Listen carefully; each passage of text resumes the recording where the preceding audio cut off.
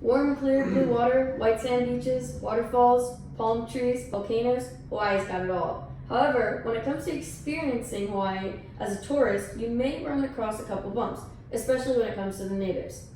The natives are not usually very welcoming to newcomers, calling them kooks or haoles. So, what's the problem, you ask? First, let's start off with some history. On January 18, 1778, Captain James Cook was the first European to discover the island of Oahu, located right here. Shortly after his discovery, many Europeans began settling in Hawaii. The new settlers brought disease, drugs, alcohol, money, all of which collectively began to wipe out the native Hawaiians. By 1898, the native Hawaiian population was nearly wiped out, with less than 40,000 left standing.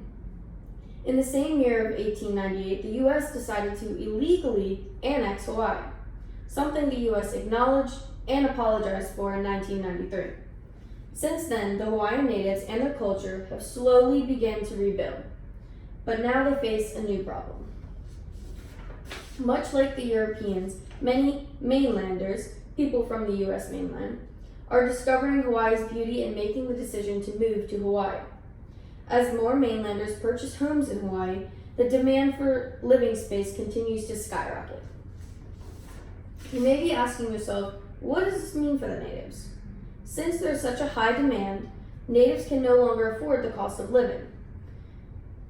So if you look at the island, collectively, it's pretty small. Even though there's multiple islands, collectively, it's a pretty small area of space. So when you have all these people from the mainland wanting to come purchase real estate here, it sometimes, in some cases, doubles the cost of a home.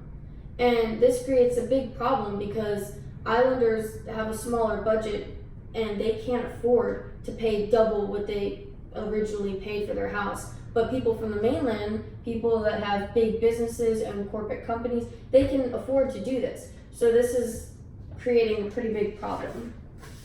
So once again, slowly natives are being pushed out of the space and the home that they originally lived in.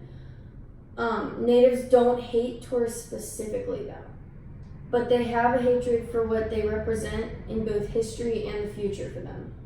They fear you will want to call the beautiful islands they call home, home too, and they will no longer be able to afford to. Thank you all for coming.